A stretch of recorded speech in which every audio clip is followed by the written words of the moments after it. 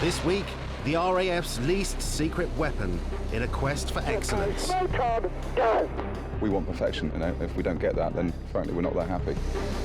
These men push their abilities and bodies to the limit. You get tunnel vision, and if you keep pulling G and don't strain against it, that tunnel vision just becomes totally black. 8 and 9. It's a workplace so unforgiving that the first mistake could be the last. It's when there's a lapse in concentration that things can go wrong.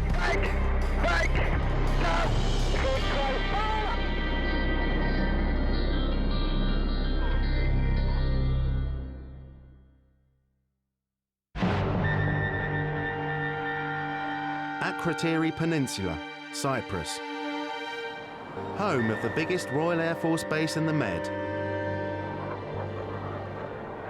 The clear skies make it the perfect training ground for the famous Red Arrows display team.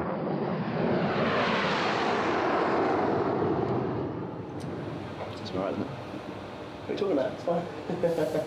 In this room are 9 of the best pilots in the world, handpicked from 100 others for their ability to fit their aircraft and their personalities together like a jigsaw. It's tight or shallow? Tight.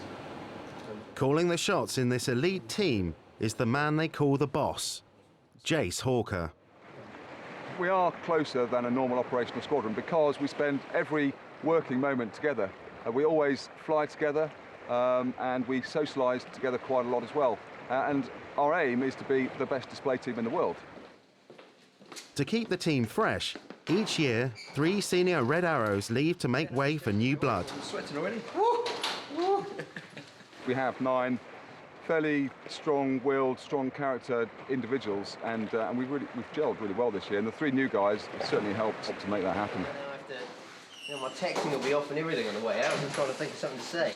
This year, the new boys are Duffy, Kermit, and Lingy. The mix of old and new talent means that each year, the whole team has to re-qualify for the right to wear the famous red flying suit. I'm a first year along with Duffy and Kermit, so I would say that for us it's a bigger deal than it would be certainly for the third year chaps. For now, that suit stays firmly in its locker.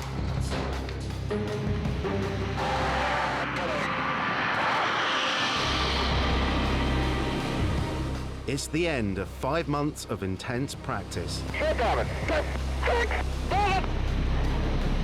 3 times a day, 5 days a week, these men have been flying training displays in their Hawk trainer jets, honing and perfecting their intricate formations.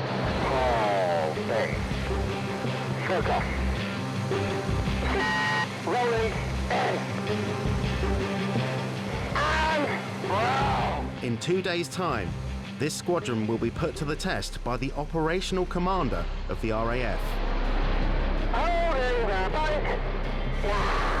He will decide if these pilots have what it takes to display to the public and wear the coveted red suit.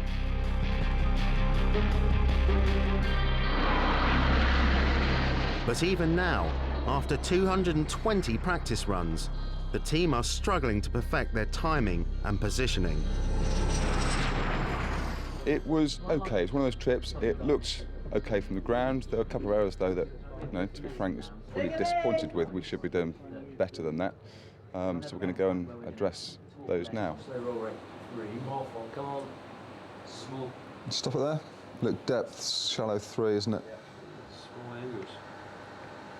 The main thing there is just depth. To the untrained eye, the 9-strong formation looks flawless, but even a split-second misjudgment is unacceptable to the team.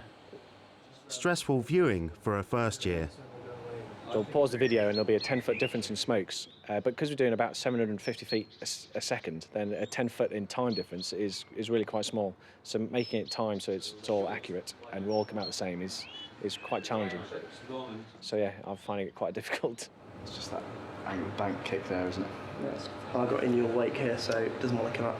Debriefs can get tough, but that's the whole point of what we do, is that we're constantly looking to get better. And if we all just sat down and went, yeah, it looks all right, and left it at that, then we wouldn't have a very sparkling show at all.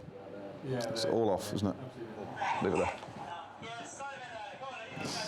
there. OK, We have a name for trips like that, don't we, where they don't feel that good, but at this stage, it's those tiny little errors, just too many behind it, a few too many back-offs in there, and they're the things that makes the difference to us between a good show and a bad show. All Red Arrows are experienced RAF fighter pilots.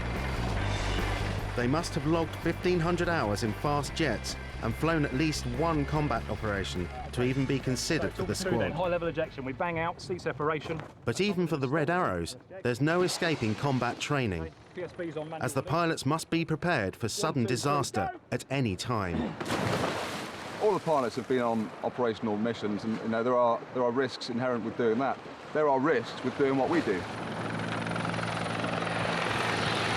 I think combat flying is probably down to luck, whether you get shot down or not. Whether you get hit by AAA, for example, sometimes you can't see it, you may get hit. Whereas on the Red Arrows, everything that we do is measured. We know exactly what our job is, and if everyone does their job, then we're totally safe. It's when there's a lapse in concentration that things can go wrong. Despite years of training, pilot error is still the major factor in accidents. Akrotiri, red 31 for approach. In 1971, 2 separate crashes cost the lives of 5 Red Arrows pilots. In its 44-year history, 6 airmen have died flying the Red jets. Right, here we go. To be a Red Arrow, absolute concentration is critical.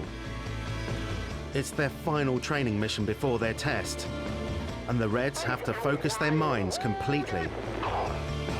To pass their final exam, the pilots will have to fly constantly changing formations at over 400 miles an hour, with their Hawk jets as little as 4 feet apart. With no guidance systems on board, the distances are judged by eye alone. Don't trim my jet, Boomer. Smoke on. Brake. Unit. Brake. Brake.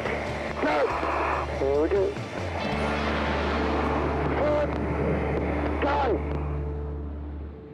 That looked and felt like a very nice show, so well done. That's it. That's the 2008 training over.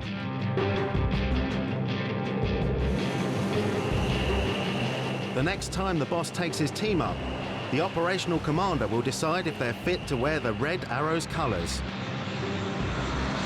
It's my 5th time of doing it, and it still is a big moment. To take your green flying suit off and to go and put, nice, smart red flying suit on, you feel proud. And the first years, it's a massive moment for them. For the new recruits, their next flight will be the most crucial of their careers. If it's not a positive verdict, then I'll probably go off and cry somewhere.